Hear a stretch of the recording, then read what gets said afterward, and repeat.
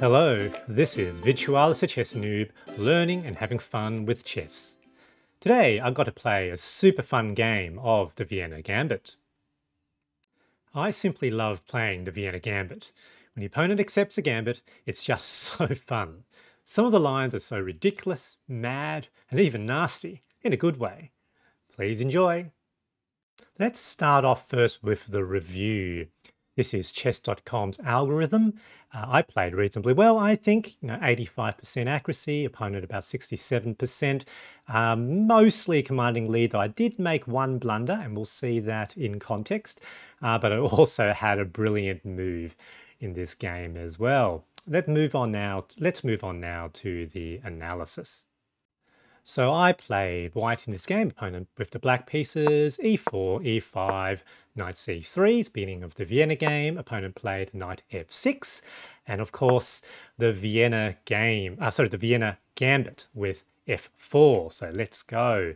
And I'm always excited here to see whether or not the opponent will accept the gambit. And in this game, they didn't. However, whenever they try to refute by playing knight c6, that is not good, as it allows me to capture, basically almost just like if they had accepted the gambit, except I didn't even lose the pawn.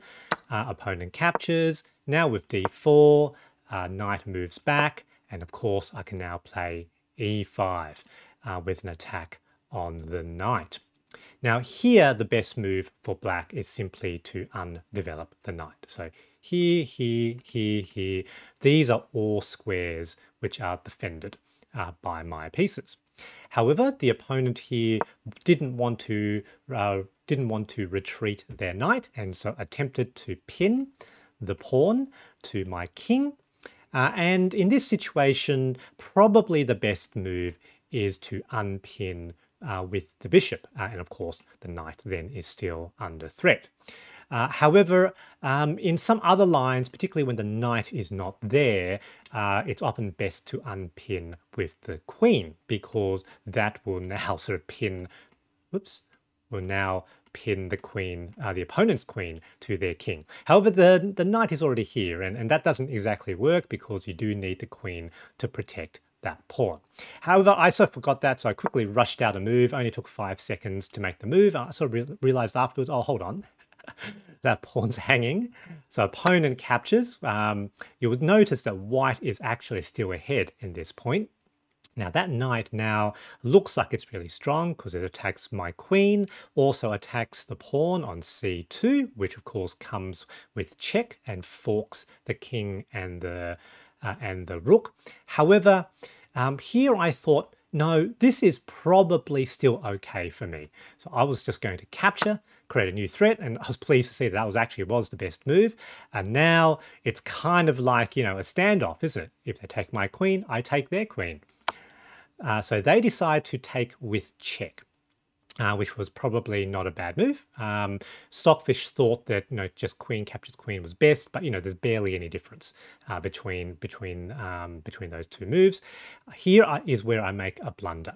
So the best move is actually just king to d1, but I play king to d2. Now it might be a little bit more obscure why this is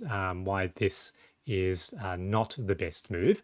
But the main reason for that is later on, that bishop can potentially give a check to that king, while that would not be the case if the king went to d1.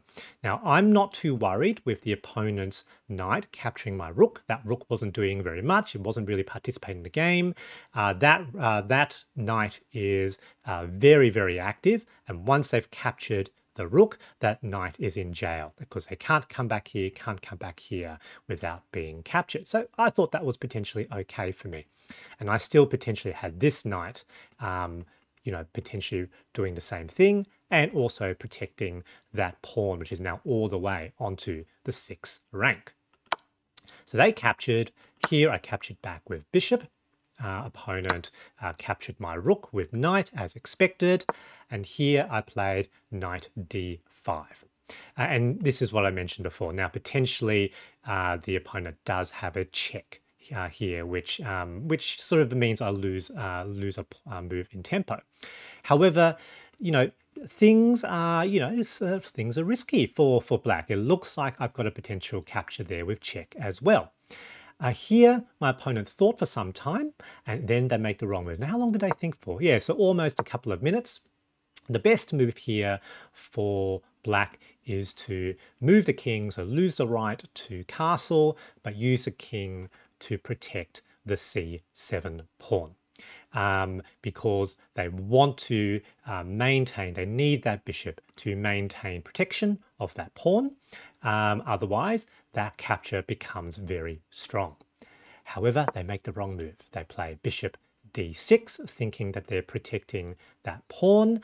However, this now doesn't really work because I can now capture the pawn. So pawn captures pawn, now all the way onto the 7th rank, threatening the rook. So things are looking pretty grim. And you'll notice almost moving towards +9 for white now.